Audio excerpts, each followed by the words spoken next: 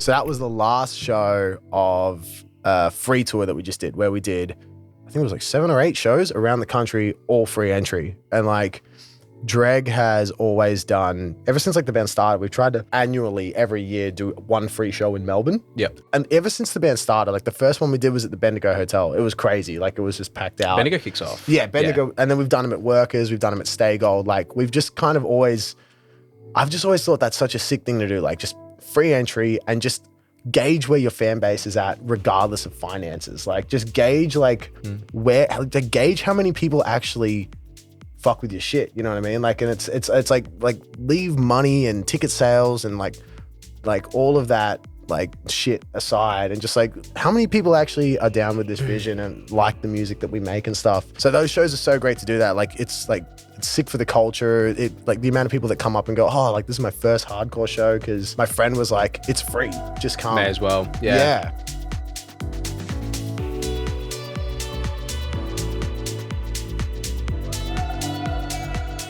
Hi guys, welcome back to the latest Palms Off Gaming podcast. Today I'm joined by Chris from Dregg, and we are opening some Crown Zenith boxes towards the end that are being graciously supplied by Chris and Steph over at Cardbot. So make sure to check us out for any of your trading card related needs over at palmsoffgaming.com.au. We've got some new cool products coming out as well. So hopefully by the time you're watching this, they'll be out and in supply. But yeah, today I'm joined by Chris. Introduce yourself, my dude. So I'm Chris. I sing for Melbourne hardcore, new metal, rap, heavy thing called Dregg. Don't really know what the hell to call it. Like it's a bit all over the place. But yeah, we're a band called Dregg from Melbourne, and I sing for them. It's cool. It's a unique sound. I really enjoy it. That's slow. It's sort of really up my alley, that sort of style that you guys are kicking off with. So, and massive Pokemon and Yu-Gi-Oh nerd. So yeah. Like most people that sit under this genre as well. Most people, we're learning. So many people from this scene are just closet nerds. I mean, that's how we got teed up with you was Sab. So Sab came on podcast 2. He came on before we even released one, just because, he collected cards, was in the scene, knew of us and followed us. And we were just like, hey, do you want to come on? He's like, haven't even seen your podcast yet, but yeah, I'm down. And then you were playing a gig with Pale Dusk. And the boys were playing, was Starve playing that night as well? Starve played too, Starve and Vatic, wasn't it? Yeah. Yeah, so all the boys. So Matt's a mate of mine, so's Alessio from Starve. And then Sab was, he was shooting just stills and stuff, video as well. Yeah, so, and then, I remember before that he was just like, I'll hook you up with whoever you need. I'm going to film here. I'll probably see you there. I'm like, yep. I'm like, I'll talk to Chris and get him on board as well. And lo and behold, so worked out well. Yeah, I remember Sav, he was coming out of the venue at the end. I didn't want to bother him the entire gig because he was busy. A busy boy. He was running back and forth the entire time. On his way out, whenever he was packing up, I was like, oh man, how did you go? And he was like, yeah, I've already spoken to Chris.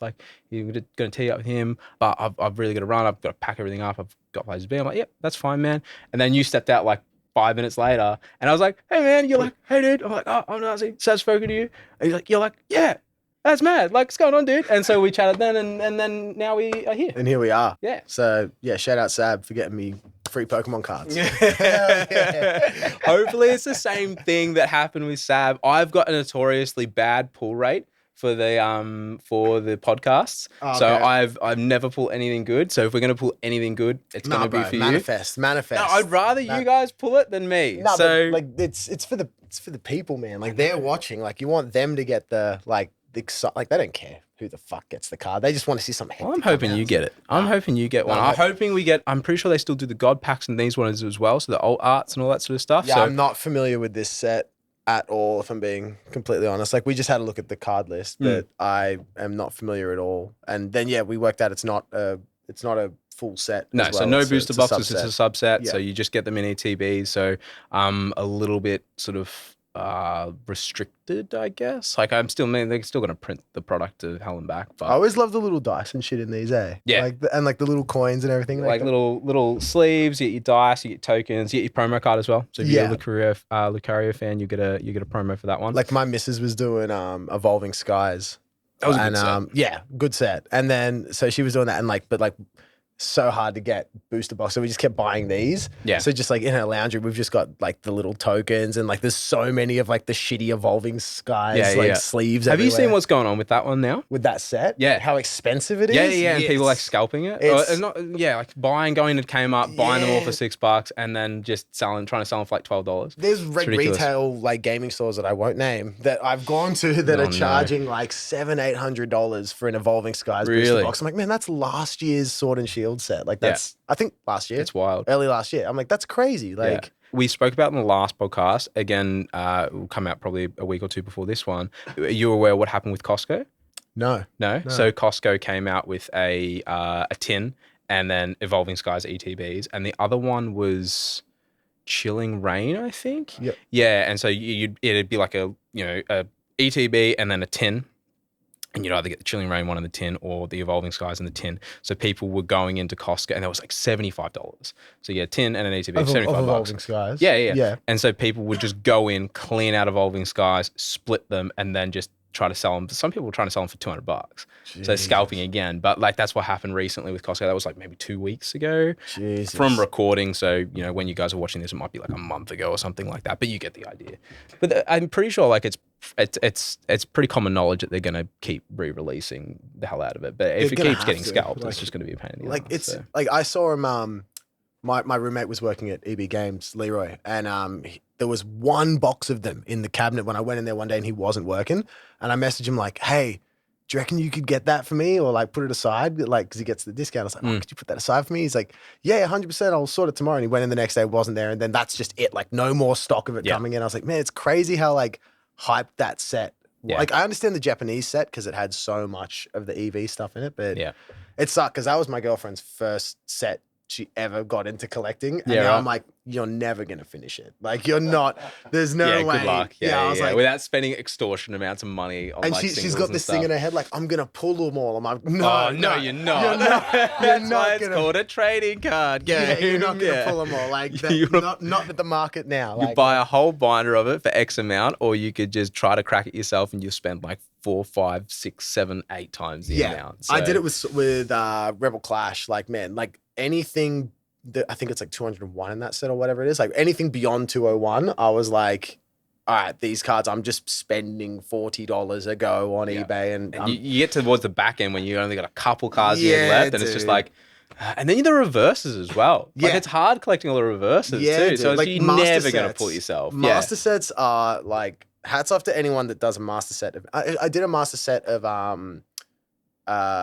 evolutions, but like everyone. I think everyone. We've got one each. We've got two in the wing sort of thing. Everyone did that. That's what sparked me and Jack to get back into it all was evolutions because it was so nostalgic for us. It happened, I think, for everyone. Yeah, like it was such a nostalgic set. Well, and Celebrations even did the same thing. Similar thing. And back in the day, like that's not a massive set Evo. So like it's not like today where like it's massive like Fusion Strike set. No, I think that was only like 104 or something. Like it was pretty similar to the base set. Wasn't like, massive. Had those terrible sideways cards. Oh, the break cards. Oh, I hated them. I thought that was the worst. I was like, this looks so gross. I've got a theory that eventually those break cards are going to be worth quite a bit because like they only did it like for a few sets and then they stopped it. Everybody threw them out. Yeah, and everyone was like, these suck. I hated it. I hated it so much. I was like, this looks so gross in my binder. Like, because you've got there's mixed orientations and stuff. Yeah. Me and Jack that's when we were playing, we really got into the online TCG. So we made like a Nido King break deck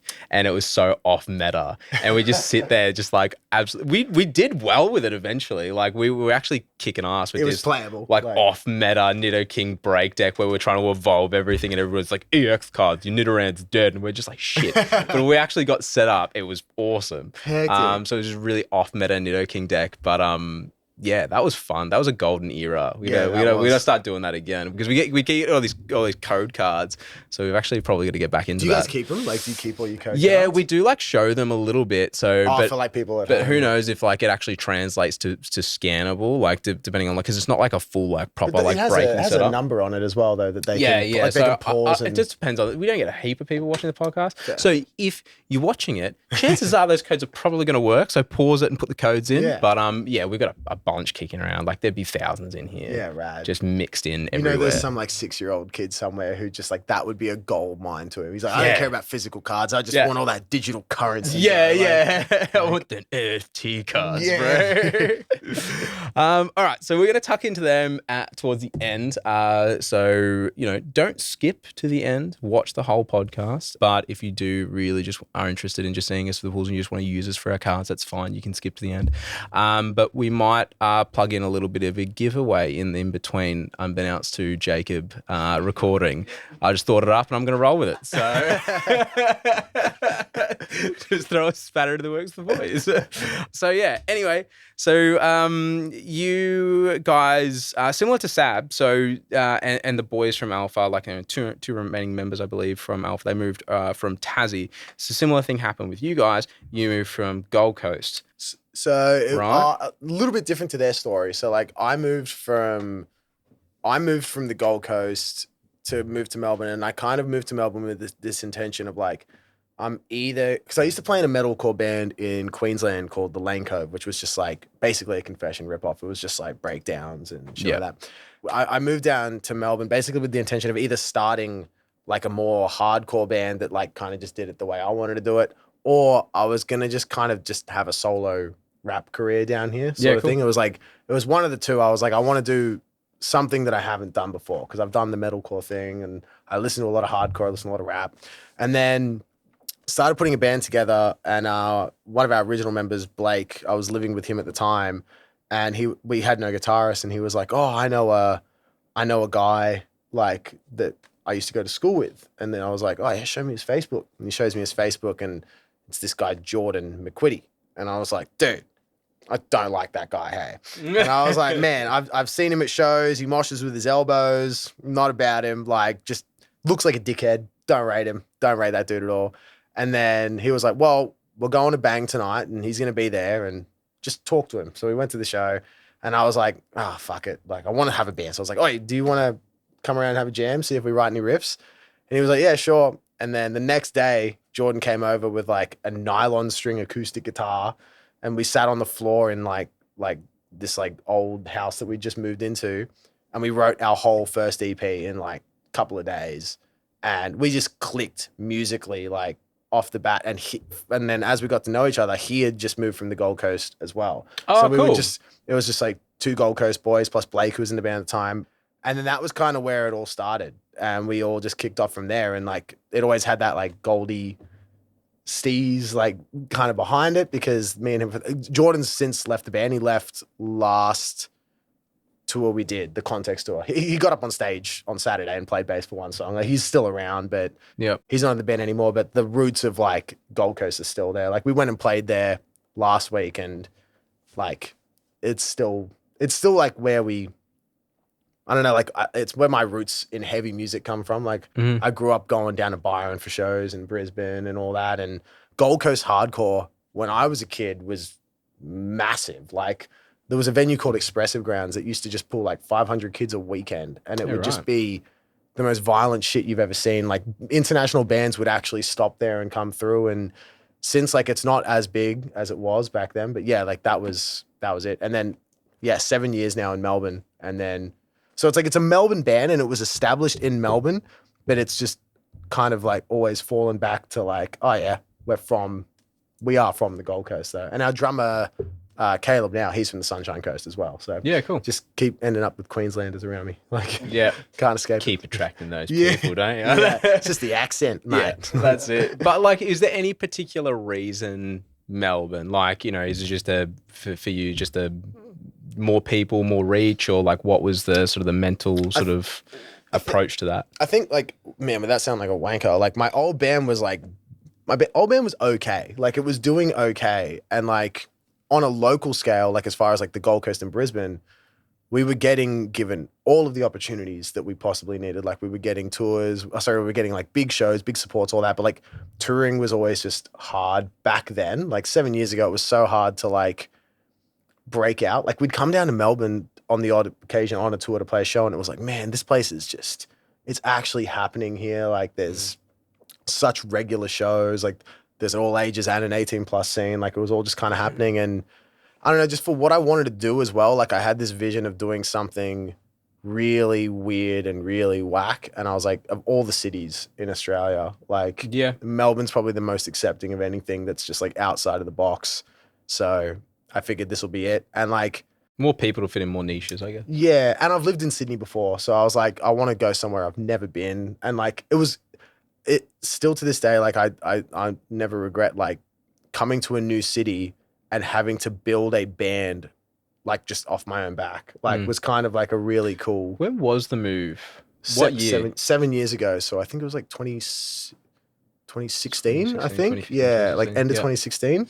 Yeah. And it was just, I don't know, it was cool. Like I came into the city, I moved to the city and like started going to shows and started doing stupid shit like wearing like full white tracksuits to shows. And like no one knew who I was because like my band was only in Queensland. So like I just tried to like really make an impact. Yeah, an impact and like some noise just off the bat. I was like, all right, well, I'm here to do something really strange and weird and so I just tried to build a name for myself as like not another just like standard like hardcore metalcore guy. Like wanted to make an impact and it was fun. It's cool looking back now. Like played a show on the weekend that was absolutely packed out and it's cool looking back going, I'm not from this city, but I can like we built something down here now that's turned into that, you know? Yeah. So it's been a journey. But tell us about like, because we were talking about that before the potty, it was Laundry Bar. You had the gig, what was the weekend just on Saturday, Yeah. And tell us about that. How was that? So that was the last show of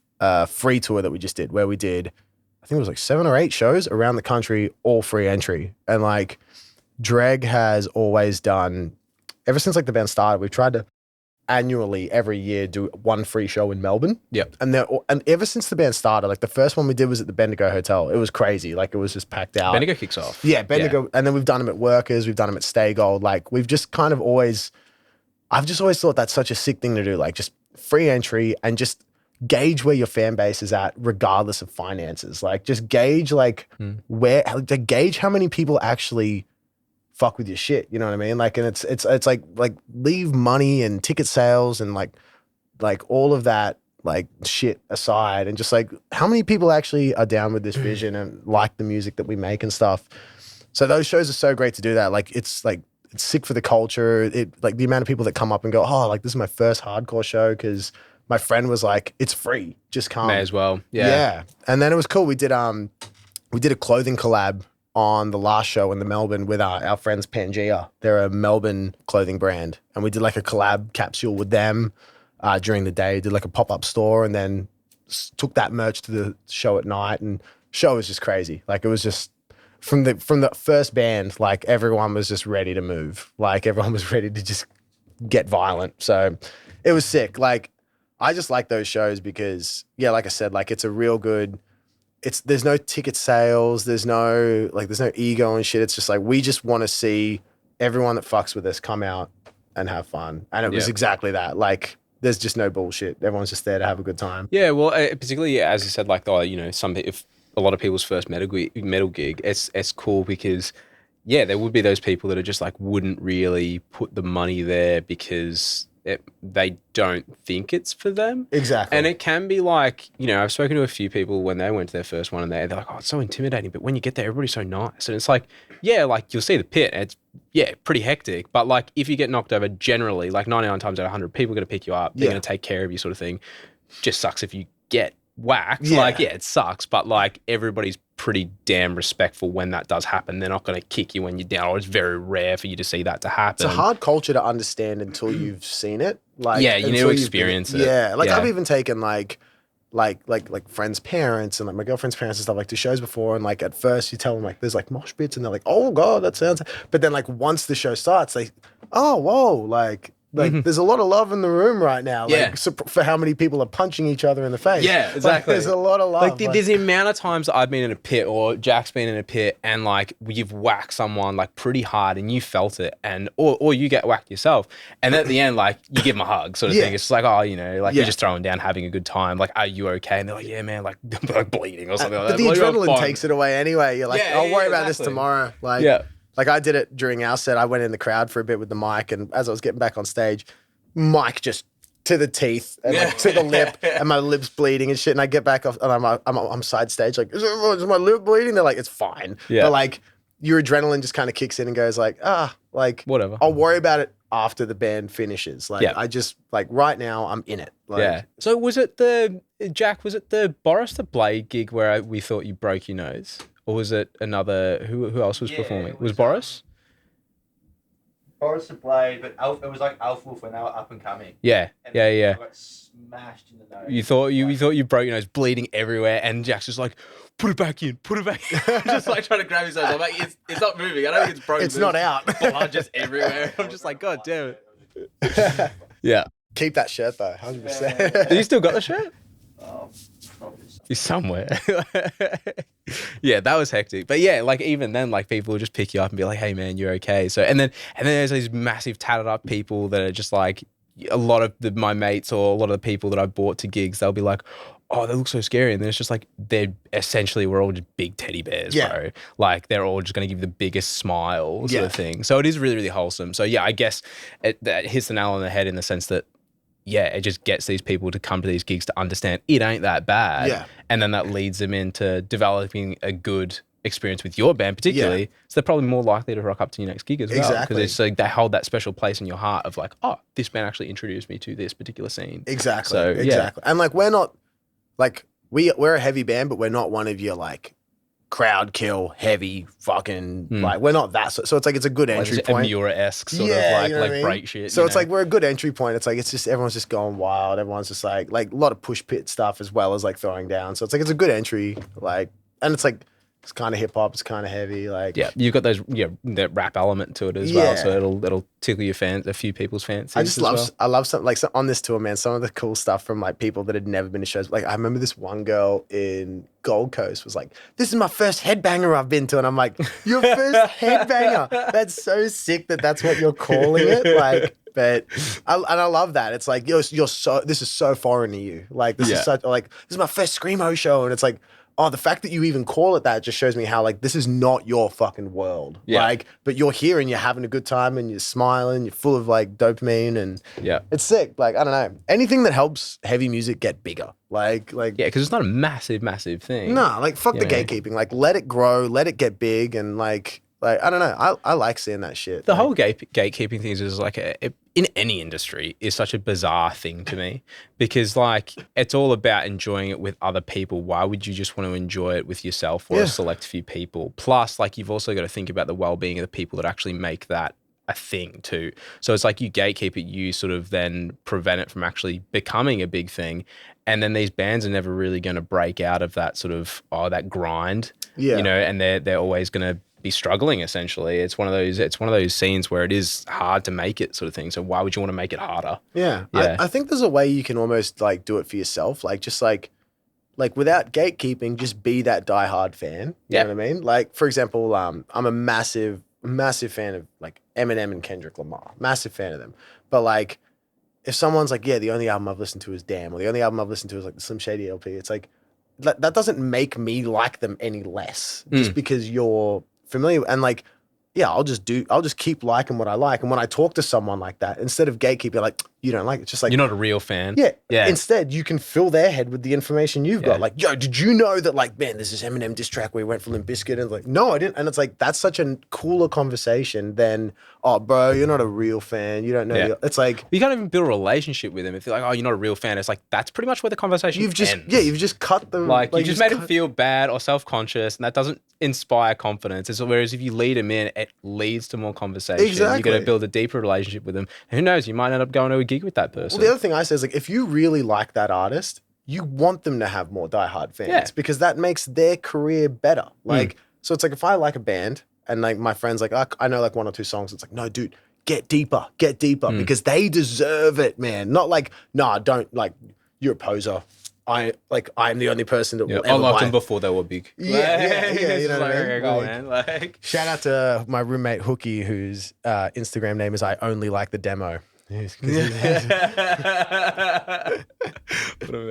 Back to trading cards and stuff. Was the whole thing with trading cards reinvigorated through like a lot of us through like lockdown and stuff, or were you still sort of kicking in pretty heavily before we sort of started seeing those lockdowns and stuff? It's gone kind of like this a little bit. So like I was into them until I got like too old. Like I was into them until I was about 16. And I was like, all right, this is like, I'm not getting girls.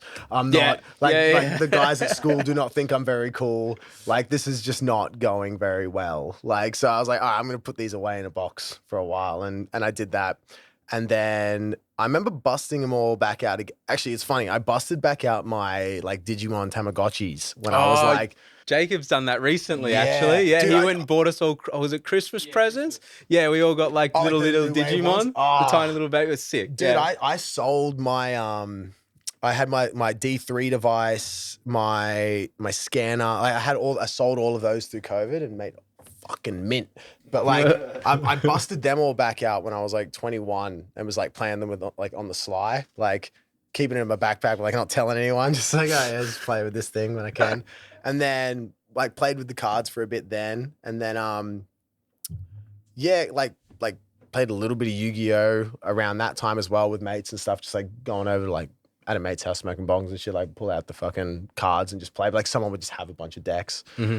And then I think I got back into them again around like Pokemon got back. I fell back into it when X and Y came out and like the evolution set came out.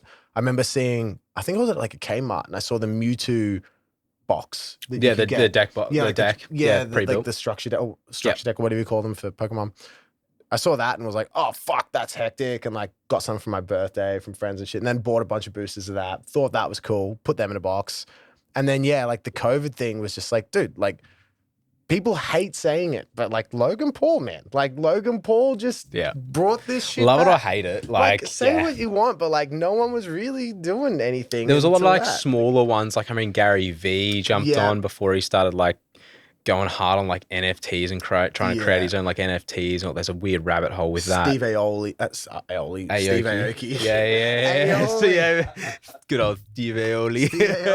Steve Aoki. Yeah, like there was, but like, man, I'd be lying if I didn't say like I gathered around like my roommates during those Logan Paul breaks, like, guys, this is so sick. Yeah.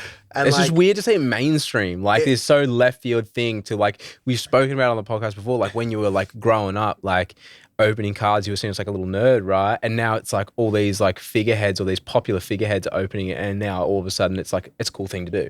And everybody's doing it, like all these tradies and stuff. Like people used to give me shit for collecting cards. I see them collecting cards now. I'm like, yeah, right. But cool. you know, I really do think that all that is just, I think we all just forgot how big Pokemon was when it first came out. Like it's massive. Like it was just like, man, I remember through COVID watching old late night show things of them being like the latest craze out of Japan, pocket monsters, and like watching pocket monsters. And then like watching like I don't know, current affair and shit, like don't let your kids have Pokemon cards. Kids are getting their heads kicked in grade school. It was such a fucking problem. Like schools were banning them and shit. Like it was such a little kids were like robbing each other and stuff. Pokemania. I remember I was on the bus one day and this bitch in year 6 just comes she's on the back seat and I'm like with my Pokemon cards. I'm in grade 1, so innocent with my cards. And she leans over and goes, oh, you want to play Pokemon for keeps?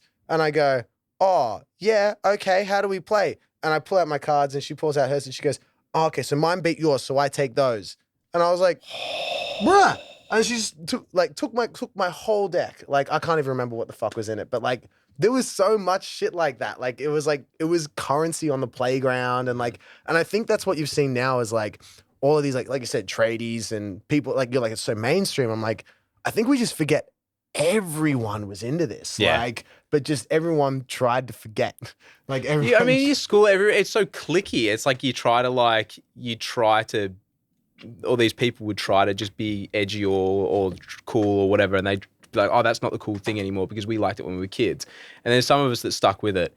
And then now when you get older, you stop really caring about that. Yeah. And now it's just like, cool, I'm just going to focus on what I enjoy again. And that's everybody's coming back to revisit that again. Yeah. But yeah, I remember kids like, you know, playing for keeps and stuff, and they whip out like I used to play Yu-Gi-Oh in year 2, 3, right? And there's kids that are, I play for keeps. And you start playing against them and they have like fake god cards and stuff. And you're just like, what the? Yeah. Like if it was like legit, like fair enough. Yeah. You can't whip out these fake cards. Like, I don't want to keep your fake cards, bro. Like, I don't want them. It was like I got big on Beyblade, and I remember there'd always be that motherfucker that was like, I just got back from Bali, and I've got a weight ring. I've got a weight disc that's like this big. Yeah, that's like pretty much illegal. Yeah, it's just like a sinker or something, and it's just like they rip that and it just like puts a hole in the fucking thing. And it's like, just a rear disc of just like little It's just a blades dinner or plate something spin. like Yeah, that, and I'm like like, little that's- razor blades. and it'd be like, oh well, I won. It's like, okay, true. Like you put a fucking bumper bar on your Beyblade, Yeah. but all right, like whatever, cunt. Like, but like, who was regulating shit back then? Beyblade's massive now though. Like Beyblade Popped seems off to be again, I'm pretty sure. Yeah. I don't follow it as much, but I know it's had a resurgence. like they have locals and shit for it. Like it's all Really? yeah. Like I went to That's cool. I think it was like Nico Cards. I went in recently and like there was like 20 people playing Beyblade. you just walk in the door and it's let it rip. Yeah. Actually, quick flex. I went to Sydney in I think it was like year 4, and I came second in a Beyblade comp. Came second. Maybe we not should that good of a flex, Maybe we should actually. do that for one of our vlogs. We should have a Beyblade tournament, That'd be cool. but we get to modify it ourselves. That But would be hard. wait. What we'll do is we'll have a Beyblade tournament, and then we've got a week to modify our Beyblades in one way, shape, or With form. crush gear parts. Yeah. With crush gear parts. All right, done. We'll lock that in for note that down, Jacob. One of our vlogs for that. Yeah, I remember seeing them like recently popping up, and I was like, oh, I remember these as a kid. They're sick. They're not like they used to be now. They're not as dangerous. They're not as cool looking. Like back when I was young. Like, How old are you now? oh, old. I'm 30. Oh, yeah, I'm Yeah. 28. Yeah, but that's not 30. It's all downhill for me, man. I'm already feeling it start to go down. My Yeah. back's cocked to crap. We played a show on Saturday and the guys were all like, fucking after party. And I was like, dude, I'm going to bed. I'm getting the fuck out of here. Like straight home to bed, like Bob's Burgers, like horizontal. Like I'm out. Was that after laundry? After laundry, I was just in an Uber, get me home, like quarter pounder to my house. Like that's you quarter pounder, you buy a hash brown, just slug that one in there. Yeah, I've definitely done that. Oh, good man. I put the chippies in sometimes though. Chippies not bad, but Yeah. I don't know. Nah, who am I kidding? I keep my shit separate. I'm just like, Yeah. I know if I say that on the pod, someone's gonna call me out and be like, oh, nah, I see you eating the burger by itself. Like, don't talk shit. Like, it's not worth it. Who'd you play with at laundry? Who was it? Who else? We had Deficit from Sydney, Mm-hmm. and we had Apartheid from Brisbane. So it was like 3 new metal bands, like Yeah, sick. new metal, hardcore, whatever the fuck you want to call it. But like, there was definitely like a sludginess to the night, like Yeah, rad. audio wise. That was kind of why we did it for that lineup, because like it was like the Pangea boys are quite like plugged in like the hip hop world and all that. Mhm. So it was a cool way to like, I don't know, it was a cool way to like demonstrate what we really are trying to do, which is like our own sort of thing of like a blend Yeah. of those two worlds. Mm. But yeah, shout out Deficit and Apartheid. Very, very cool bands. Very Yeah. cool. Yeah, sick. And you mentioned that you did with Pangea, you had like this limited merch run. You did some like, tell us a little bit about that. So we did 3 pieces. We did a knit, like a woolen knit that was lime green with like sludge on it and shit. That was really cool. We did another one that was like a pink long sleeve and then a black tee. And basically we had dinner with our friends Hunter and Harry, who run the company. They're brothers. Yeah. And we just had some ideas for like some like designs, and we etched everything out, like some of our ideas, some of theirs, put a big thing together. And yeah, shit got printed like the day before. Like it was like so close. Like two of the shirts were printed like the day before, but it was mad. Like it was super sick, and like kind of always been a bit of a dream thing to do. Like I don't know, like a big band that I've always looked up to is Trash Talk, because Yep. similar thing. Like they did their own thing. They were collaborating with like people in the hip hop world and in the fashion world, and like they just didn't really give a fuck what anyone thought about them. And like they went through a period where it was like no one really understood what Trash Talk was, and like now they've ended up completely on top, like as Yeah. like this conglomerate that runs a clothing label and a skate park and everything. So like that's similar sort of like, I guess, essence to what we were trying to do for us, but like just more in our way. Like Pangea create stuff similar to what we like, and it's just cool now. Like there's this little capsule of clothes there that exists from a time that we just got together and made something, and anyone that cops something from it has it now, and it's representative of that time. You know? Yeah. So it was just cool to do. Like to be honest, that's very much Dregg. Like there's not too much thought. It's just like if it's a cool Nick idea. Loves that. Yeah.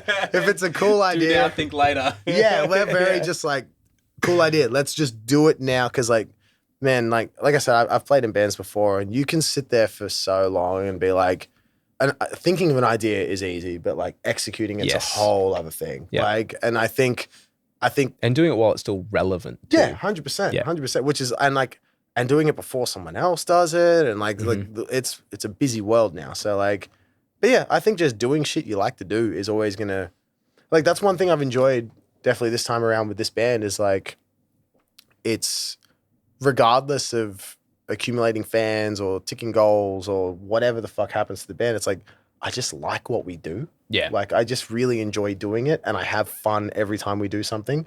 Like, we play shows where it's absolutely crazy. We've also played shows where there's no one there, and I have the same amount of fun every time. We all give each other a hug after every show, and it's like, it's still fun, even if there's like 3 kids there. Like, just because I like what we do. Like, and I think that's always going to be, like, it's true for anything. Like, if you like what you're doing, doesn't really matter what success you see from it. Like, yeah, that's I mean, just a bonus. in essence, you're pretty much already successful if you're doing something and you even just getting by with it. Exactly. It's better than being stuck. And I've been there. I've been stuck in a job that I hated, and it lasted 6 months because I was like, oh, this sucks. Yeah. I want to leave. Did the whole like go to uni, graduate, get a job, and I was like, this is horrible. Yeah. I hate this, and there's no point. Like, work is pretty much your life. It's half your life. Yeah. So if you hate it, you can hate your life. So Exactly. if you enjoy doing what you do, your results are going to be better because you're going to be a more positive mindset. And even if you're not crushing it, you're not driving a Lambo or doing this or doing that, like your mental wealth is there. And purpose. Like, it gives you purpose. Like wake up in the morning and it's like, oh, I got to get up today because remember that dream? Like, remember that thing you want to do? Like, you got to wake up and like, fuck, this just turned into Gary V's podcast very quick. Like, NFTs. NFT. Buy now, buy low, sell high. Yeah.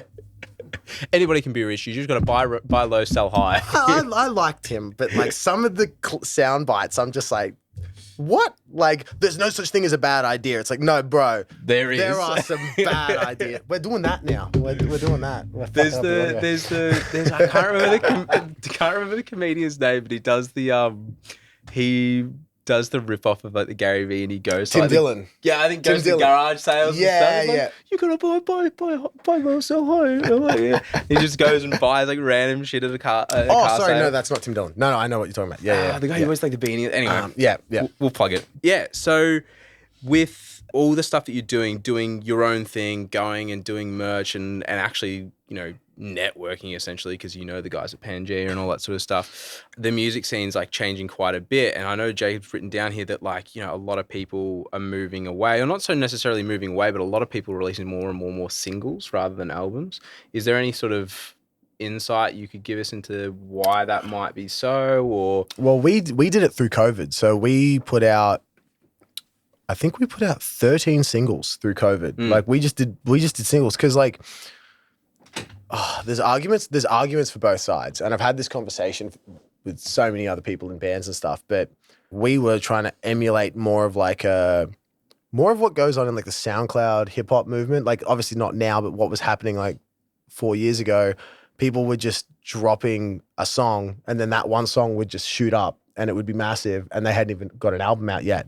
And I was like, well, if that's happening, like why slog in an album where like 9 songs could get lost and like you put all this dilutes it, right? Yeah. But like, obviously like you create to create and to do what you want to do. But like the thing I've enjoyed about the singles is you can treat every single like an album release. So like, for example, I'll use Evolve for an example, was a song that we put out in the lockdowns. It was just like, it was a standalone single, came out on its own, but like for that release, we got to do merch, a video, like you can, like you do media for that, you do PR for that. Like every single becomes an album and you get to make a splash. Whereas when you do an album, you just put it out and then your album's out, which is great when your band is bigger. But like we're still not that big of a band, but at the time we weren't massive. So it was like, we're still trying to build. And I think like early days, you just want to get people to at least listen to one song. Like I don't go and listen to, well, like sometimes I do, but like I'm not listening to like local bands all the time around the clock, full albums. It's like you check out bands by singles or through playlisting and shit. That one popular song off the album. So that's like your glimpse into what they're about, sort of thing. Exactly. Yeah. So it's like, I don't know, I see it the same as anything else. Like you're trying to get yourself through the door, and like trying to get our music through the door to someone who's never heard of us before with one really loud single is so much easier than trying to be like, hey, listen to 12 songs we put out consecutively and listen to this story that we're telling. It's like, I get that was the way it was, but things just are changing. Like people, like record labels are now trying to tell their artists to write songs with 10-second sound bites so they can blow up on TikTok. Like, not that I think that that's cool that it's going that way, but there is also the reality of how you're going to adapt. Everybody's so short term on their attentiveness. So it's like you've only got like, 10 seconds to grab someone's attention, sort of thing. Exactly. So that's probably why they're trying to do that. And it sucks that like that bottlenecks or like narrows down the creative process, or you have to that one extra thing to factor in. Exactly. And it's like, I guess it's a less of a commitment as well, like because everybody's so short, sort of minded, I guess, is pretty weird way of putting it, but I guess it's easier to consume one song than commit to being like, to give this band a shot, I've got to listen to the whole latest album release. It's easier to sort of just invest three minutes, and a lot of songs are now like 2.5 minutes. Exactly. A lot of the time we're talking to a few people and like, sweet spot we found is about 2.5 minutes for anyway, for hardcore anyway. That's what we've been told by a few people. It's just easier for people to commit, I guess, to that time frame. Have you found that's worked for you guys? It's definitely worked for us. Like I don't because like we did it in an interesting way. We put out these 13 songs and then we kind of put them all together as a mixtape a couple of months ago and released it as like, here's all of them in one spot and you can listen to them consecutively with a new master. But for the time that they were coming out, we just put them out consecutively like that, and it worked. But in saying that, we are writing our first full length at the moment now, and like we're writing a proper album. But the way that we've kind of always planned it like this, like build the fan base first and then give them the album and let them go nuts with it. Like I feel like that's a cooler way to, because like now we've got this like fan base of people who they've been there for the whole journey of just like singles and EPs and like weird releases and everything, and like it's like, I don't know, got like a big crew behind us now to be like, all right, when we launch this album, like we got this like army of people that we've built to help us push it into the world.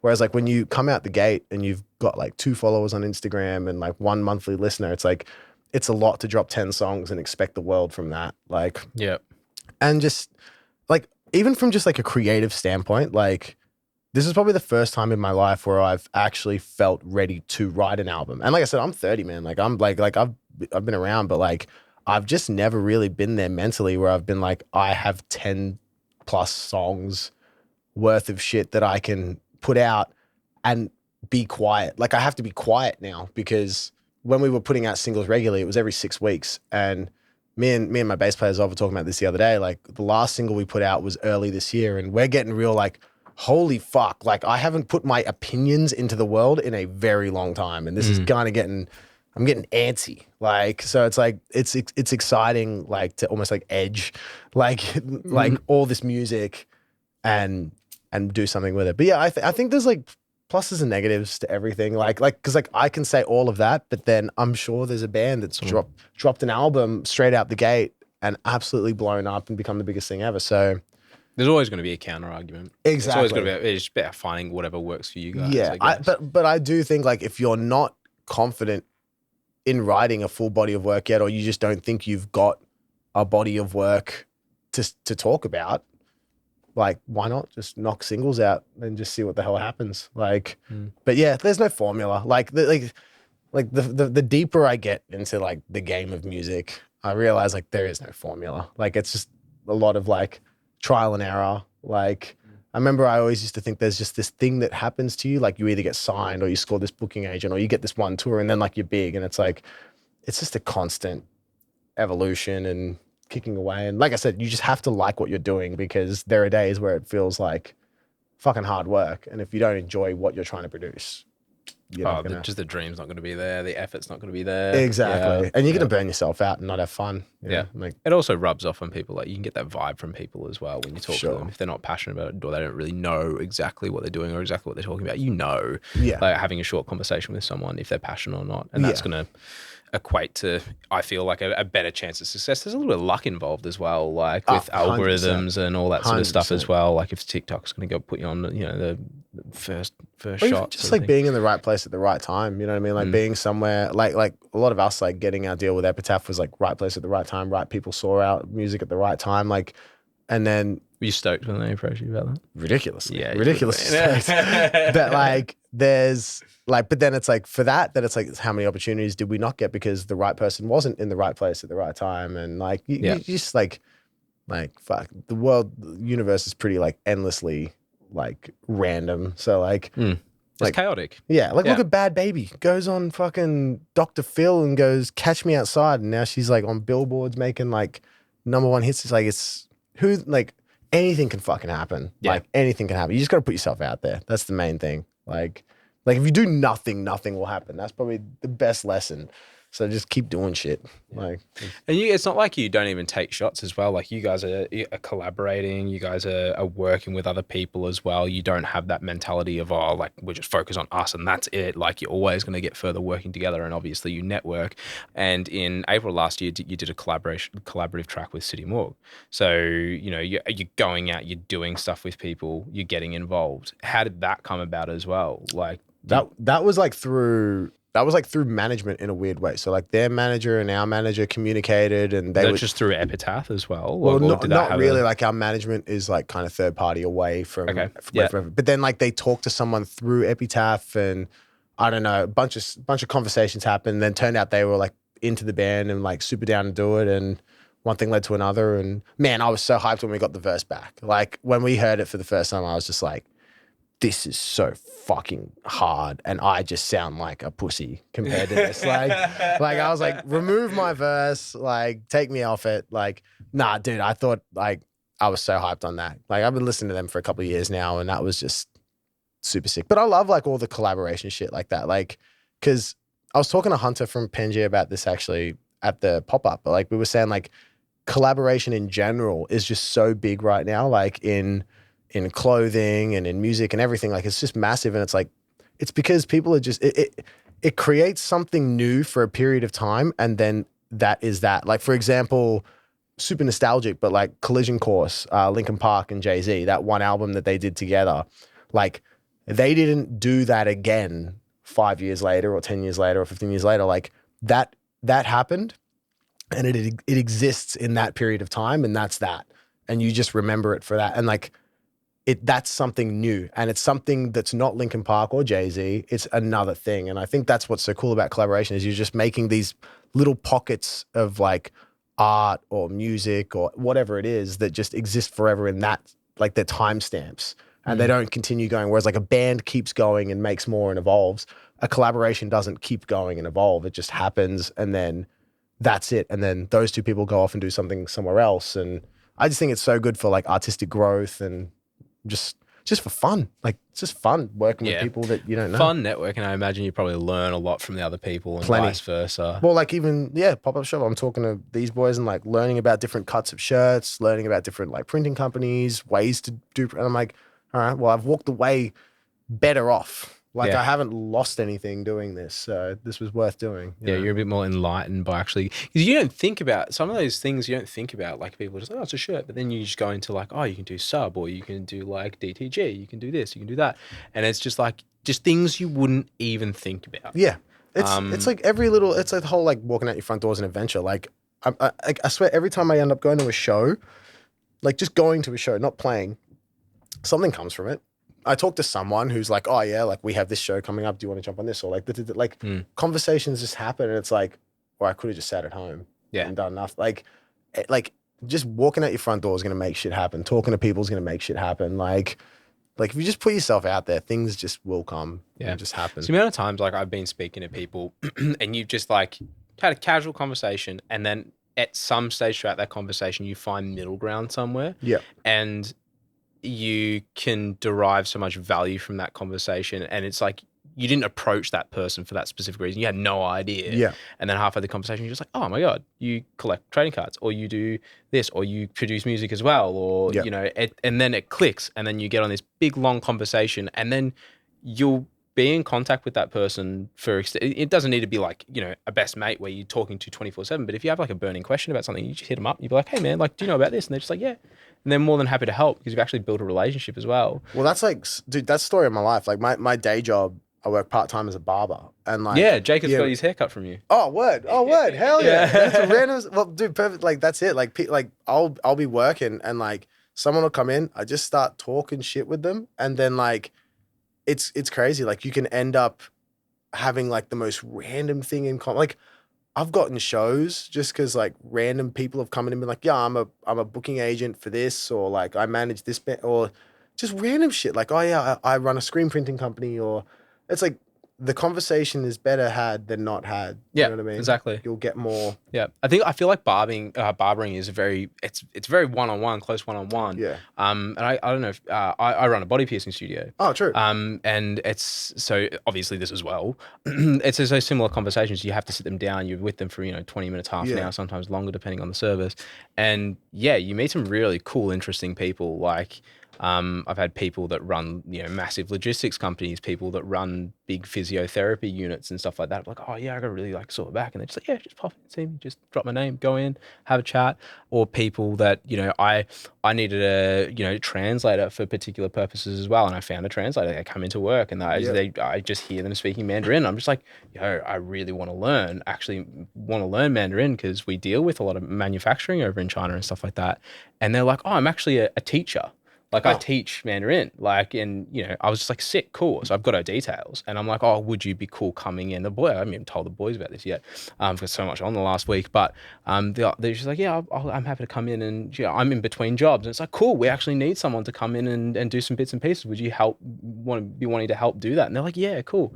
It just leads into all this cool stuff, and then you just gotta scrape the surface, and then you're just like, oh, cool, and you do this, and you do this, and you do this. It's like, we got so much to talk about, sort of thing, and it's just you come away so much better for it as well. 100%. Yeah. Like I remember once we were doing a video and we were fucked for lighting. We were like low on lighting. Had this client come in that I've known for a long time, but I've never really talked about his job. He's just like, oh, like what's going on? I'm like, oh, I'm stressing, man. Can't find any like lighting rigs for this video we're shooting. He's just like, I run a television studio. What do you need? And I was like, oh fuck. Well, that's perfect. That's useful. And like that's the thing is like, you never know who's like you never know who someone is, what they do. Like if you talk to them long enough, you will find some sort of common ground where you can both like not just benefit from each other, but also just like have a good conversation and like just I don't know, it's a relationship you didn't have 10 minutes ago and now you do. You know what I mean? Like, more the better. It's all about who you know, and then the people that you know who they know as well. Yeah. Like it's just like bridging common ground in different places, and then just linking people together. Like as I always said, always going to get further working with each other than against each other or in private. 100%. So as we touched on like earlier, we've had a lot of gigs and stuff like that. You've just wrapped up a tour with Electric Callboy and Pale Dusk. So are you guys like on the hunt for another tour now? You're going to bunker down and record some stuff. What's like next on the agenda for you guys? We have one like Melbourne show coming up in a couple of months that we haven't announced yet. That's going to be quite cool and quite big. But other than that, we are very much in album mode right now. Like we're just trying to write. Like we're really just trying to write as much music. Like our guitarist Zach's just keep writing. I want like 40 songs done, and then we'll just pick the best ones. Like we're just like.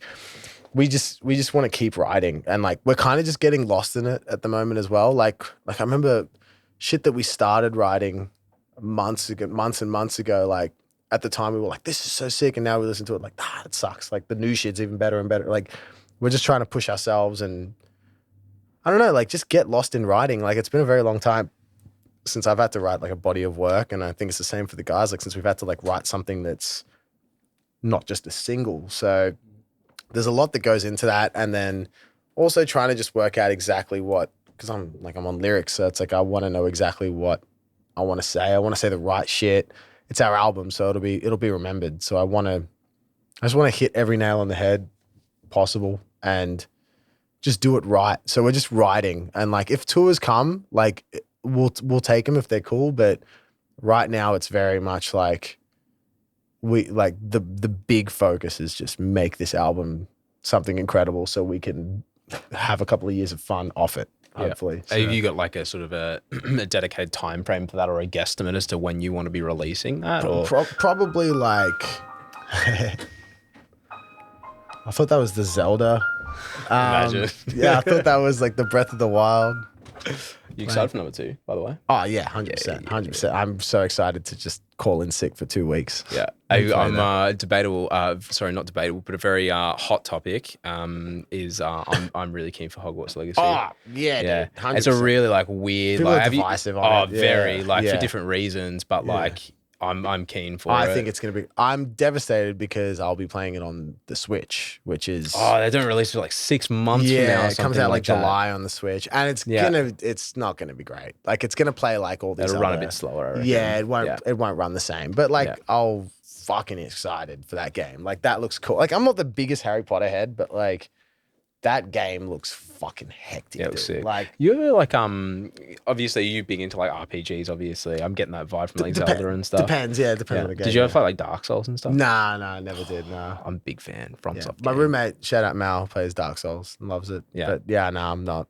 I'm like a little Nintendo nerd. Like Pokemon. So you've played all the new Pokemon games? Oh, I like clocked it. Like sick. all my dexes are done. Yeah. Like I'm dirty on. I've got like fucking 30 shinies or some shit. Oh really? I'm dirty. Yeah, right. I'm dirty on like the games, man. Like when they come out, I just lock myself in my room to finish the game, and then like the next week is just decks, and then it's just shinies, and then I find myself in the void that I'm in now, where I'm like, cool. Now we wait. Yeah, just playing emulators again for the next like 6 months. I recently re-downloaded Decimate and started playing like randomizer, like Nuzlocke and all that sort of stuff again. Dude, I copped one of those. I got it in my bag. I copped one of those Retroid Pocket handheld emulators, and oh man, it's next level. Like it's like a fucking little Game Boy, like this big, but it plays like all the way up to PS3 if you can mod it well enough. Cool. Like I've been playing GameCube, like Pokemon Coliseum, Simpsons Hit and Run, Sonic Adventures 2 Battle, like XD? all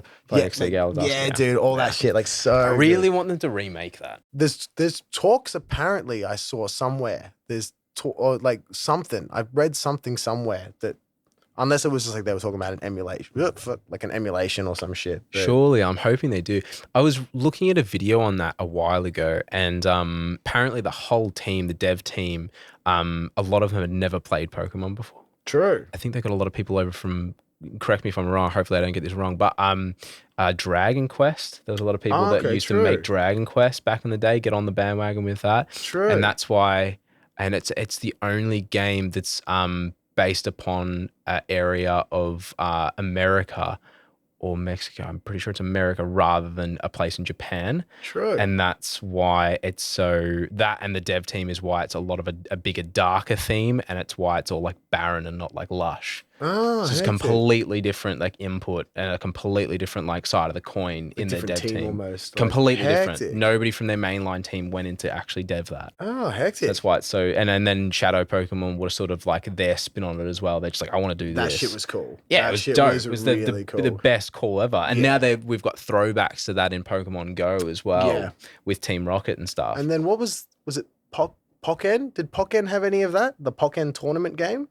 Oh, I don't know. Did that have the Shadow Mewtwo Never got or into the Shadow tournament. It rings a bell. Shadow Mewtwo. Yeah, the Shadow Lugia thing was hectic. That was so sick. Such a cool game. Like, I would honestly love to play that again. Like Coliseum and shit. Like I love all that stuff, man. Yeah, really, really good fun.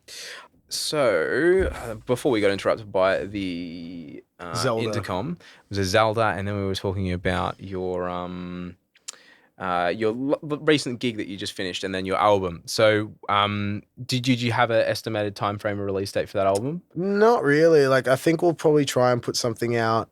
We'll probably try and put a song out towards the end of the year. Yeah, and then the album will probably be next year, unless we can move faster. Like, again, it's like we just want it to be perfect. Like as close to it as you're going to be able to get. Yeah, really. Yeah, exactly. And it's like, we could rush things and get it out, but it's like, man, it's your album. You want to do it well, want to do a good job, and like we've got enough songs there for people to listen to. Yeah. for a long time, so we should be okay. Do you ever like revisit some of your old music and just be like, what was I thinking? No, Or every like, time, yeah. every single time. Like I'm a really big fan of J. Cole, and he said something really cool in a little doco he put out recently where he goes, "Have you written your best song yet? If not, keep working." And I was like, oh shit. And now like, I don't know, I'm very much like that. Like I listen back to anything and just go, that was terrible. I can do better than that. Like I can do better. And like, I know that's stupid, but like, and like, I'm sure there's people that like those songs and they mean a lot to them. And like, I still enjoy playing them and stuff, but I listen back from a lyrical standpoint and I just think like, you can do better. You can do better. You can get your point across better. Like you can write that catchier hook. And I don't know, like, I feel like that's why I'm in it. Like I really enjoy the art of just writing words. Like it's like my favorite thing. Like if I couldn't write words, I'd fucking die. Like it's like it's my favorite thing to do. Like just my phone is just full of just, I wake up in the middle of the night and just like write words down. I love words. And like my ideas come to me in dreams half the time. massive, dude, I had one the other night. I had this fucking insane dream where I had, oh man, it was so strange. Someone was hacking into my emails and shit, and like, like into my Instagram and all this, and like hacking into like my girlfriend and like my friends, like sending cryptic messages. Yeah, and then this cryptic message came to my Facebook, and I was like, okay, I'm gonna pull it apart, and I pulled the cryptic message apart, and it was from God, and it was God telling me my soul had flown too far from my body. Like I'm not a Christian or anything, but like, it was just this. Really rogue dreams, dude. I woke up like soul flow far from my body, and just like in the notes, like write this shit the fuck down like as quick as I can, like because yeah, dude, like I don't know, I very much believe in the muse. Like I believe like ideas are just out there and they just come at you and you grab them and you can approach the muse or the muse comes to you. Like I very much love that shit. Yeah, like, and different people fixate on different things as well. You're going to derive a lot of inspiration from different things. Like what I might listen to and derive inspiration from might be completely different from what you or Jacob do. Yeah. You know, so it's just all about it, like finding something that works for you. Yeah. So yeah, dreams, ideas come to me through dreams. I think, you know, I actually actioned half of them as well. I'm like, oh, there's something in this. Like, and I'm not like a, spiritual person by any means, or you know, Christian or like, you know, religious, any sort of facet. I hope that doesn't offend anybody, but yeah, in the muse sort of thing, just like really sort of be a meaning to something at least, or I can work with that particular thing. Yeah. And how was it performing with Electric Callboy and Pale Dust? Because I remember the first time I saw Pale Dust, it wasn't even that long ago. It was probably like a year ago, and they were playing that open for one of Alpha Wolf's gigs. Yeah, Crystal Lake. Yeah, Crystal. Yeah, and I remember he just came on stage, full red jumpsuit, just hype beats as like it's a hot night. And I'm just like, get it, like sunny's on, middle of the night, like in Boars, underground area, just came on with so much energy. Tokyo energy, bro. Yeah, like, they go like hard. Their stage presence is nuts. It's like I love like it. Dai when he's doing like spin kicks and shit. Yeah, like, it was just the whole time, just a little tornado nuts, in the background. I was just like, you mad unit. Nuts. I can't do one of those. Like, let alone like 500. like we walked off from that and just were like, we need to be better. Like we need to move more. Like that was incredible. Like, but no, those shows were great. Like, dude, Electric Callboy were fucking. They're so both high entertaining. energy bands. Yeah, dude. Bro. Like really high energy. I was stoked on that lineup because it was just like, it was just 3 whack ass bands. Like just there was nothing normal or like generic about that lineup at all. So like from the get go, from doors, it was just like, all right, Dregg doing their weird shit, Pale Dust doing their weird shit, Electric Callboy doing their weird shit, and the whole night it was just sick vibes. Like it was just mad. Like I was stoked with it. Even to me, it makes sense. Like having you 3 in the same like lineup it just makes sense in its own weird wacky way. 3 takes on how to be silly. Yeah. 3 different ways make to be it silly. fucking work. Yeah. You know, like it's sick. Because like I don't know, like we are very silly, but then like there's like depth to it in this weird way. But then like Electric Callboy is such a perfect example of like, man, fuck the depth. Like just have fun. Like and then like Pale Dusk is just whatever the fuck Pale Dusk is. Like where you're just like, what is this shit? This is crazy. Put a saxophone in our songs. Yeah, we're gonna do this. We're gonna have ballet dancing. Yeah, shit slaps. Like I don't know, man. It's just a mad vibe. It was a good time. Like and like we'll play any show. Like we'll play with rappers, rock bands, punks. Like we'll play with whoever the fuck. Because like I just love that shit. I love anything different, anything strange. Like I'm about it. I'm so about it. But that lineup was mad. I was very stoked on that. Sold out very quickly too, like in 24 hours or something. Like Yeah, that's sick. sold out super fast. That would have been really cool to experience as well for you guys. I Yeah, reckon. that was cool. Yeah.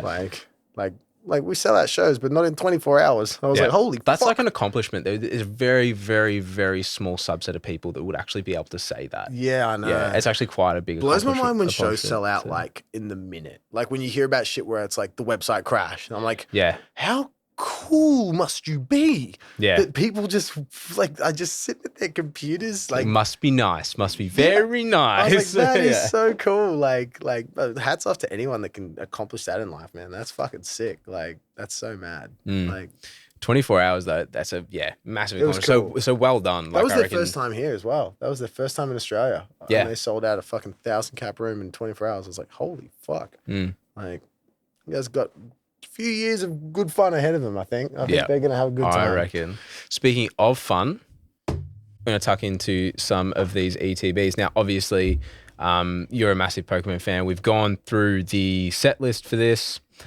So there's a car, but if you see something gold, you most likely want it. So you got Dialga, Palkia, Giratina, and I believe I saw some cool Arceus is alt in there arts. as well. I saw like a Glaceon that looked cool. What's that little fish thing? Finion. Finian. The Finian card think looks so, fucking yeah. gnarly. Like all the little. I sent it to Zov and he was just like, the fuck even is that? Like, is that a Pokemon card? Little Like, fishy. yeah, I'm chasing the legendary dogs because I collect those. Yeah. So Entei, Sukin, who's Raikou. in there? Entei. Sukin, and Raikou in there. So Okay, all cool. three. And then we've got the Chase Pikachu, or it's not so much a Chase card anymore, I don't think. It's pretty much tanked upon release, but those gold cards are pretty much what you're looking for. So hopefully we're lucky enough to pull something like that today. Cool. And then we've got some of our new products out here. So we've got the tag sleeves. So they're great for nice big broad tag on those. So if you want to submit some cards to grading, you have to put little sticky notes on them. And then some semi-rigids and stuff like that. So feel free to use them till your heart's content. If you want to sub anything. I know you're not into the graded collection stuff as far as we were talking I've just earlier. never done it. Like I don't like. As someone who plays cards, I've always just been like, I don't know. It's just never resonated with. I've got no beef. I have You're more no of a beef. player than a collector, More of a player right? than a collector. Yeah. But like with Pokemon, I like to collect. But like, I like my binders and like I don't know. Actually, I saw you guys came out with a cool product that had like you could put your graded shit in a binder or something. Or Oh, like, yeah. We got graded binder pages for that. Yeah, that changes my perspective like a little bit. Like I'm like, oh, okay, that could be cool because then I can. But then like my OCD would be like, it's not a full set if they're not all 10s. So it's like, like that's not. And then you have to worry about them being sequential as well. Yeah, I'm like, yeah. no, like that's no. Nothing irks me more when I send cards off to be graded and I'm like, they look perfect to me. And I was like, I've got like your regular art, I got the alternate art, and then I've got like a secret art or something like that. And I want them sequential 10s, and just one of them will get a 9. Yeah. And then I can't even see why it got a 9. And I'm just like, God damn See, it. that Like, would I'd throw the card out, man. Like I'd be so mad. Like, and just like when it's not when it's centering and it's not your fault. Like, just that would hurt. Yeah. Some of the cards you pull out of the package is like, oh, that sucks. Anyway. So these are still Sword and Shield. So these are still 4 from the back, right? I believe so. Are they Sword and Shield? No, they're not. No, new one. Oh, new one okay, now. true. So this is the no. Apparently, It's the last of Sword and Shield, I'm sure. Is this Oh, it the is end too. of that? Yeah. Oh, hectic. And because No, we got the new EXs coming out with the next set with for Scarlet and Violet. There's the last one. Oh, yeah. okay. What? Also, have the new gen and everything as Yeah, well. did you then? see the new No, set? no. So we're revisiting EX cards now. Oh, sick. Yeah, so those old school EX sort of cards. Oh, sick. Yeah, so cool. now we're getting back into that realm. Have now. they released like a gallery or anything of them? Yeah, or? there's some They look pictures cool? out. There's a Gyarados card that looks sick. Hectic. EX just came out. You know what I mean? Showing your age. So yeah, we got some 6 sleeves in there. So you get some Lucario Nah, sleeves. fuck You these. Palms off only, man. Like, he gets it. Yeah. We get a 6 promo. So Lucario promo. We got energies. Nobody cares about them. You get your dice, your tokens and stuff. You like your dice, don't you? yeah, I do like the dice. Yeah. I have I keep like gravity dice on me. I don't know if you guys have ever seen those, like full like metal dice. Oh, Like, yeah. They're I pretty love cool. that shit. Yeah. Got our little dividers, and there's a code card in there. So if anybody wants that, go for it. These are actually quite cool, hey? Might give these to Zov. Lucario is one of his favorite Pokemon. Yeah, sick. Coming for you, Zov. So open your one up. We'll open at the same time. We got 1, 2, 3, 4, 5, 6, 7, 8, 9, 10 packs. I've made a little nick down the bottom there for you. Sorry. I didn't realize. I fucked up. I was just watching you open yours, and this whole time I'm just sitting here, hey. So hopefully we'll pull something good. I'm chasing the dogs. Is there any specific Pokemon you collect?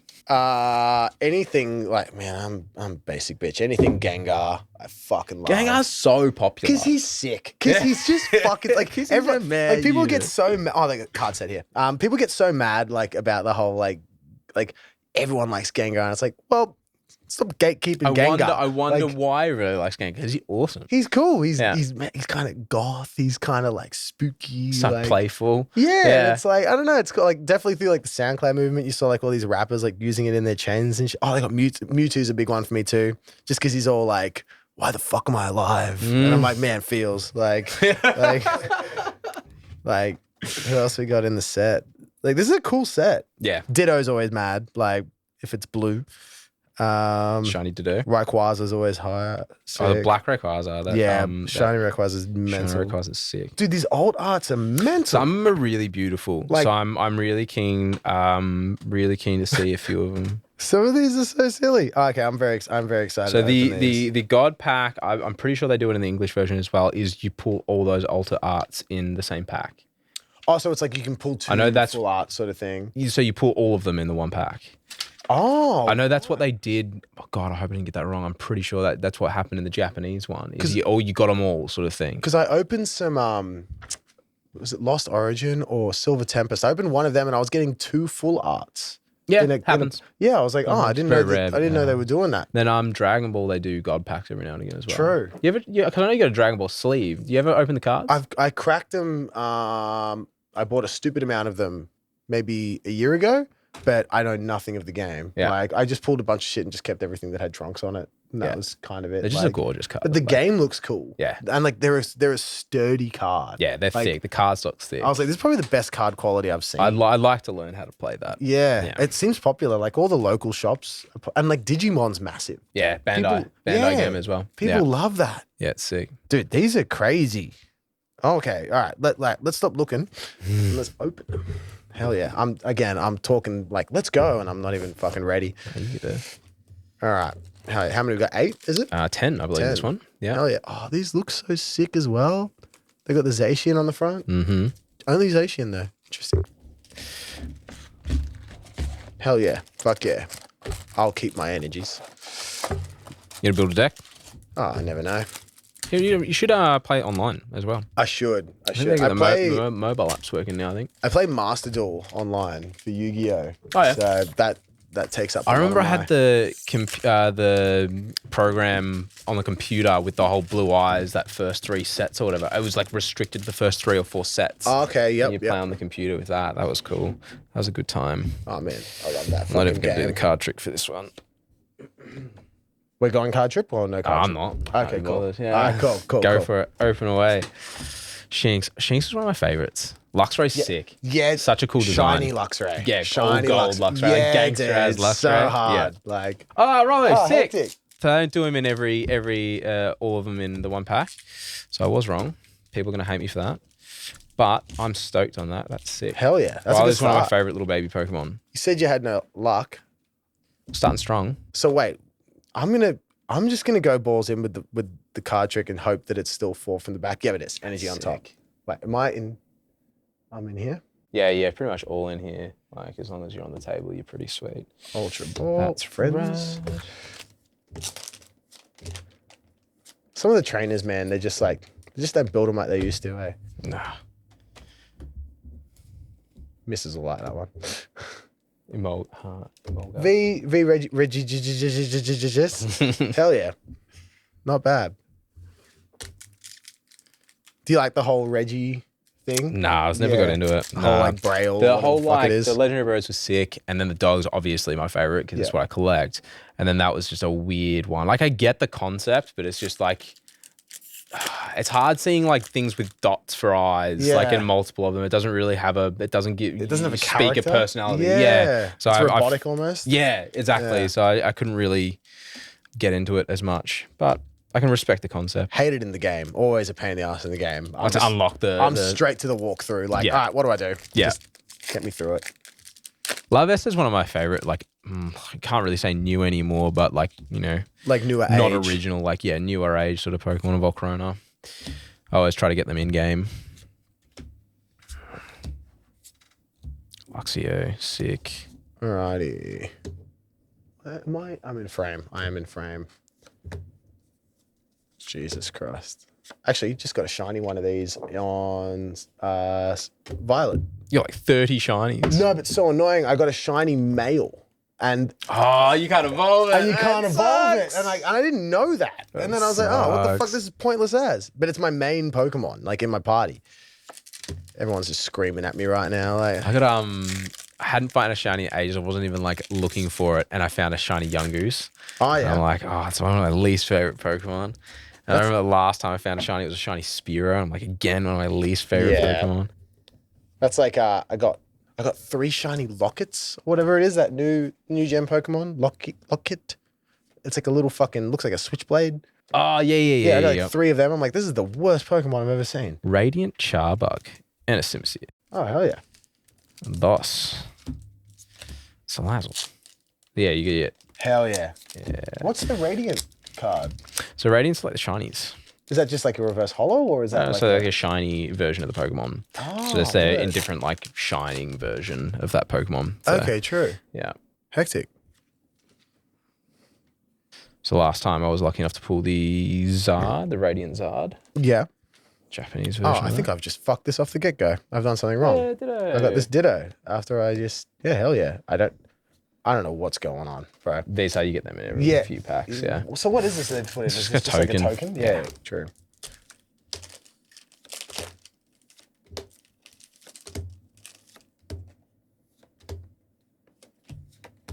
The new Mr. Mime sucks, bro. Like Yeah, he does. so Yeah. much. Like so bad. Like He does. gumshoes. Hell yeah. I love these, like the knitted Pokemon. How they do like. I love that shit, eh? It's so weird. Love Like, that. it's such a rogue idea, but I love it. Leon. Man, a Holo Trainer. That's sick. Okay, so that V-Star really threw off my card trick, so I don't know what the hell's going on anymore. All right.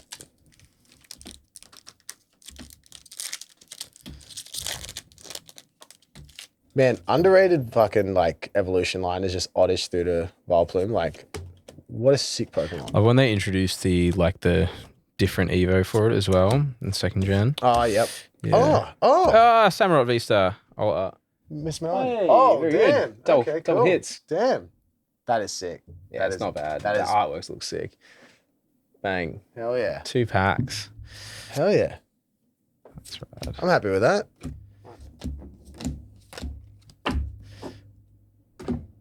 I love these full art trainers, eh? Yeah. Some people go nuts for like obviously specific characters over in Japan, like For Lily. strange reasons too. Yeah, but some of them got off. Acerola as well. Like there's a lot of like heavy hitters for that. Yeah. Yeah. Dano got one. TSA 10. Clutched it. But I was really hoping we get a gold card. Hit rates are so unbelievably low though, I believe. Oh. Oh, nice. Dusk Skull. He used to be my favorite Pokemon. I used to be able to draw him like to a T when I was like in school and stuff. Oh, word. I even made like a big art board for Duskull and like not watercolor. I used to use a lot of like soft pastels and stuff. Oh, right. Duskull's like one of my I number love ones. the new like evolution of him, like the final evolution of him as Dusknoir? well. Yeah. Yeah. Got a That's sick. shiny one of those on. Ah, a bit Sword, I of think. the god. the booty, The god. the cheeks. Charizard. Oh, hell yeah. Nice. What is it? A V Max or a V or V-Star, yeah. V Star? Right. Is there V Max in these, or these are just V Star? Don't think there's a VMAX Right. in here, no. Should have read up on these. Hit before I rates came. are pretty good. Yeah, not bad. Yeah. Fun to open. Yeah. One of the good things is I'm happy with the new games is you don't have to carry around like a little bit of as a HM slave. Yeah. Well, the fact that like that's pretty much gone now. Yeah, obsolete. Like the fact that you can use your mount for pretty much everything as well. I don't know how I feel about it being like a Bionicle essentially, but no, I rate it. The whole is it Area Zone? Is that what it's called? Yeah, Area Zero. Area Zero? Yeah. Dude, I thought that was like so clever. Like such an interesting place to take the franchise. Yeah, it's really rogue. It is really left field. Yeah. Added a really dark theme, actually. Yeah. Like, I was like, I never thought Pokemon would go down that route of like a Pokemon actually in dialogue killing someone. Yeah. I was like, yeah, right. I didn't think Game Freak had it in grim. sort of thing. It really grim changed the storyline. Yeah. I enjoyed it though. Love a Galarian Oh, move. I love Scyther. Oh, Scyther's go. Scyther's sick. And Scissor. A shiny energy. Two shiny energies. Oh. You're right. I don't know what to do with that, but I'll take it. Sick. That'll look great in my binder. Actually, I use a shiny fire as a bookmark. Oh yeah. I saw someone last night. I can't remember the name of them. I would shout them out. They instead of the I don't know if you've seen them. There's like those little plastic acrylic stands. Jack will know what I'm talking about. Where you put your graded card or your one touch on them or something like that. People are actually folding your energy cards and she cut out the shape of the stand and just uses an energy card as a stand. I'm like, that's really upcycling on those. Like it's smart. So it's usually just this like little wire acrylic stand and they've just basically got an energy card, folded it in half and then cut the shape of the stand out and then open it and it just acts as a card stand. I'm like, that's actually really like, I can't believe like that wasn't thought of before. Like I didn't even think of that. This person's just come out with it and just like looked at the model, cut it out and they're like, yep, cool. That'll work. It's free. And it works and it matches the theme. It looks good in like a cabinet sort of thing. I'm like, that's absolutely genius. Yeah. I love these new, I don't know if you've seen these new things where people just, they cut around the Pokemon and they stack like 12 of like they make like 3D cards and stuff. Yeah, man. Someone did it with the big Pikachu one, the promo for celebrations. Oh, like and the big card. Yeah, and they cut out every single Pikachu and stuff and it looked sick. It done looked so good. They've been doing it for Yu-Gi-Oh cards and like in Yu-Gi-Oh cards it looks mental because you've got like so many layers. Like wings and shit and oh man, it's such a clever thing. It takes so much time and effort as well, like a little scalpel and stuff, like so much precision I've too. thought about ordering one, hey, like oh, that'd be sick. Oh shit. Hell nice. yeah. Hell yeah. Alt-art. We'll take that. I think. Nice. Oh, that's sick. Cool though. Cool. I never understood. I never got around the birds, like and stuff. Never really got into them. It's like a semi-seer and stuff. And semi-sage. I never really got into those guys. They're good to start you off in like the game in like the first like third, maybe the first half of the game, and then they just power drop. Even like the Galarian birds, I didn't really get like the Moltres. Yeah, Moltres I got around. Like I like the look. There was a good change, but I didn't. It just messes with the nostalgic factor. I feel too much. I was like, man, just give us 3 new birds. Like I don't know. Look at me whinging. Pokemon, do better, bro. 30-year-olds. Like, it was better when I was a kid. Back in my day. Big on Starly though. Staraptor's one of my favorites, like birds. Oh, hell yeah. Mew. I'll take that. Nice. I will take that.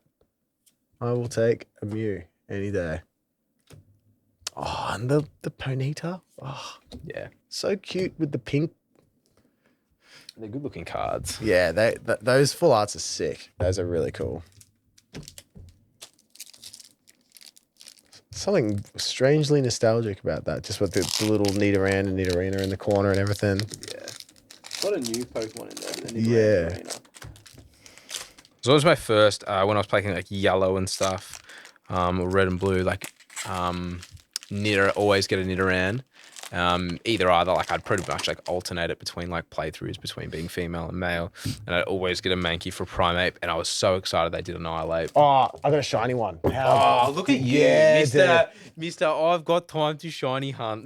That's I take the Switch to work. I play on the tram, and it's worth it for the hunt, man. Like, that's rad. So good. That's so good. And it's my favorite from the new series. Dude, so Annihilate far. is and like what's the move? There's like a crazy Rage Punch.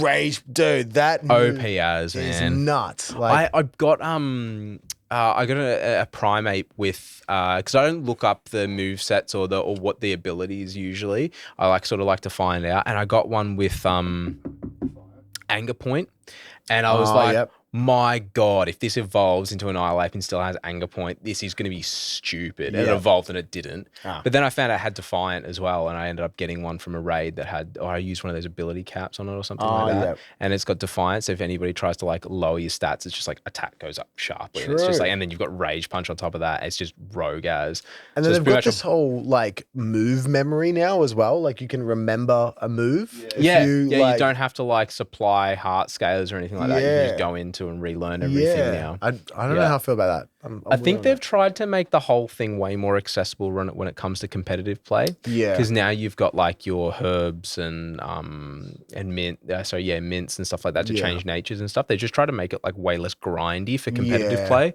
It just makes it more competitive. It also like makes the whole hacked Pokemon a little bit obsolete. Like you don't really, the effort you go to hack it and get it, where you can just get it in game pretty much with a little bit more effort. I think that even that with shinies with the new, like the shiny odds have been pretty good. Yeah. Like in the new games, because I think Dunsparce. like I had so many fake shinies through Sword and Shield that were just coming through trades.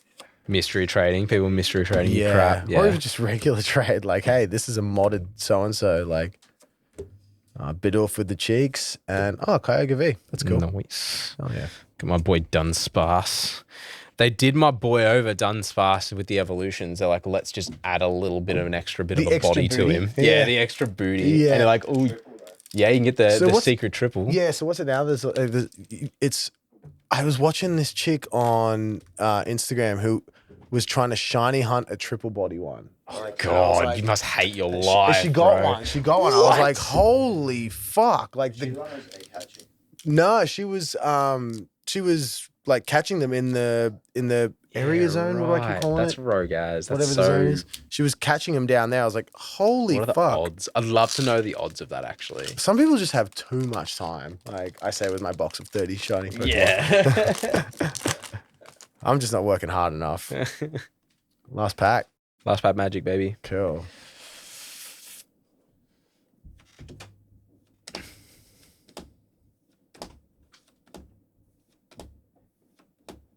Just a quick note. Like any of you play Sword of Shield, the massive Sprite. Wailord that was out in the out in the water? That was I didn't know that it was only once, so I killed it. And then was just like, okay, like that's just gone and like saved after. No, it doesn't respawn. It's just a one-off. I caught mine. Well, I'm a fool. Back in the Sapphire days, I got the Rayquaza. Right, this is my first ever Pokemon game. I got the Rayquaza. I think I know where this is going. And I accidentally killed it. And because it was such a slog to try and get up the tower, I forgot to save it before I got there. I thought you were going to say like, I opened it, it was just shiny. I didn't know what it was, so I killed it. I've done that before. Actually, the new game is annoying how it tells you how many shinies you've counted and you're like, how many shinies you've encountered. But then it's like, okay, I've encountered 6, but I only have 5. What the fuck went wrong? Like, it's annoying. It's like, okay, so I missed one? How the fuck did I miss Does that one? factor in overworld sprites or no? I've seen people arguing over that. I don't know. I don't know. Because I know there's some... It counters in evolution. There's some iterations of Pokemon that are so close to what it is originally that you would easily look past it. Like the youngest that I found, I was just looking around. I was like, it was like a hint off. Yeah. Because it's such a small sprite in the overworld as well. Well, the new Tauros. It's pretty much a spitting image. Yeah. Even Ghastly's pretty hard. Like, it's like blue, but it's like it's hard to get. I think Garchomp's another hard one, right? Yeah. It's like a slightly darker, or slightly lighter. Like even like Pikachu and Raichu and shit can be a bit of a pain in the ass. Yeah, Pikachu's like orangey. Yeah, it's like pain in the ass. And we like cool. Like I use him on Pokemon Go. So sorry, not Go. He's a cool design. Not Go. What's the game? Unite. Yeah, that's the one. I need to get into Unite. Actually, is sick. I just want to play that. into it again. I know you got it, Jack. You got into it for a while. Very cool game. I really get back into that. I reckon. Just quick dopamine hits. You can just get lost. Our drummer Follow Caleb. the dopamine. Our drummer Caleb lives for Pokemon Unite. Like it's all he plays. Yeah. Like just I used to play League, so like it's sort of similar. It's similar-ish, yeah, but Yeah. like it's a bit more simple from what I've seen. Yeah. Like gameplay as. So Faster I've got to switch again now. So I sort of need to get back into you that. can play it on your phone now. Like Really? it's like cross-platform everywhere now. Yeah. I didn't even know that. Yeah, I'm so out of the loop when it comes to that. It's everywhere. Like, but good game. Very good game. Sick. I'm gonna go through pools. Dunsparce, my boy. I didn't sleeve a thing. I'm a fool. Oh, you big idiot. I know. Hubar's just a hollow. My boy Bidoof. God mode. Zard.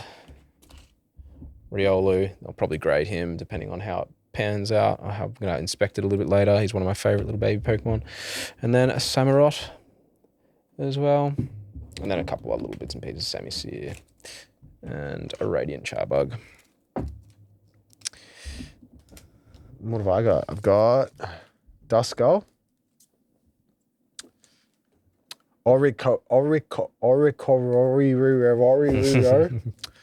The cool Mew, the cute Mew. That one's going in some sort of stand. Like you can't not like Mew. Yeah, like, well, like if you're a Team Mewtwo, you can be biased. You can be You like, can't not like I am more powerful than you. Yeah. And then little Melanie. Hell yeah.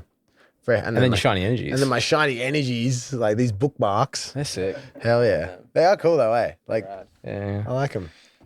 Have they done something a little different to the That's energies rare. on these as well? Like little sparkles and Yeah. Well, that's a rare. prettied them up. So you've actually numbered, and that's just a reverse hollow regular. So that's Oh, word. actually way word. harder to come by. Yeah. Oh, you're kidding. So, and then people will seek them out for their decks and stuff like that as well because they want everything shiny sort of thing. So that's in a different world to that then? Correct. Yeah. Oh, okay. Yeah, that's word. why you'll see the print is different. You got some texture through there as well.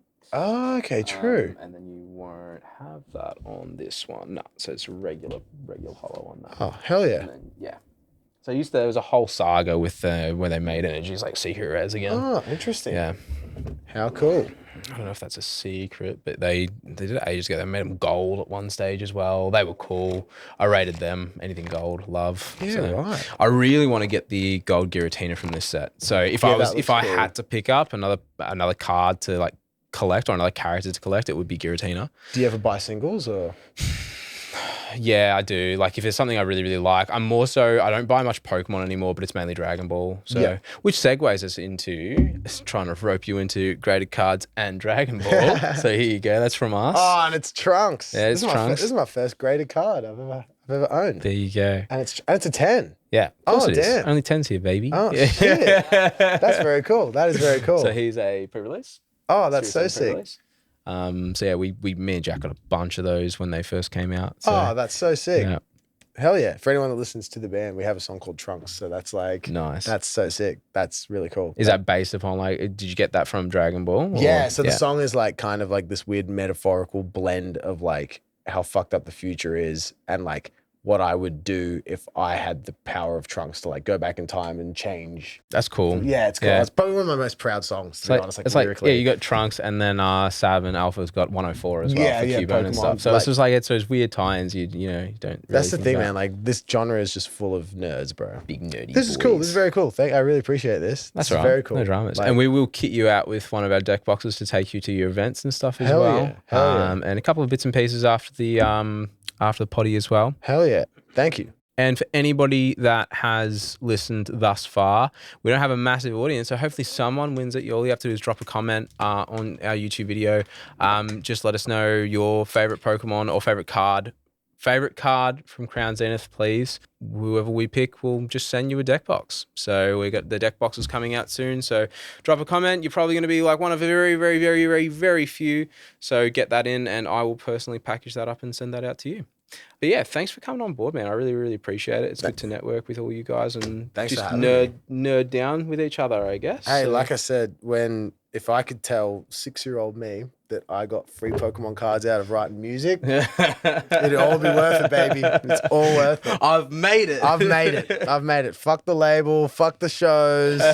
Like, I'm here for the cards, man. Let's go. Yeah, No, thank you. well, like our previous podcast, I guess rock up to your gigs and just throw Pokemon packs at it. I'm Please sure he'll do. We be- used to crack them on stage, actually. We were doing that Yeah. like just after the lockdowns, and like you'd get a good pull and you'd be like, I don't have a sleeve. Oh, fuck. I just got this like rainbow rare on You're like stage. sweating on stage. Yeah, putting it on the set list. Like, please don't be damaged. Yeah. No, hell yeah. So yeah, thanks for coming on board. I appreciate it. Quick plug for us before we leave. Yeah, if you are shopping for any of your accessories and all that sort of stuff, do go visit us at palmsoffgaming.com.au. Shoot us a message, tag us on Instagram with all your new gear, and we'd be happy to reshare that, assuming it falls on when we're all monitoring our socials and stuff. And plug yourself as well. What do you got coming up? What do you want people to know about? Yeah. It's a band called Dregg Music on Instagram. That's probably our busiest social. Got a bunch of cool, crazy music videos on YouTube you can go check out while we work on this album. Heaps of music out. Dregg Music mixtape you can listen to. And just keep an eye on us. Keep our name in your ears, and you'll hear a really cool album from us soon. That's probably about it. Yeah, man. Sweet. Thanks for listening again. If you made it this far, you're a legend. Appreciate all of you. Yeah, see you next time.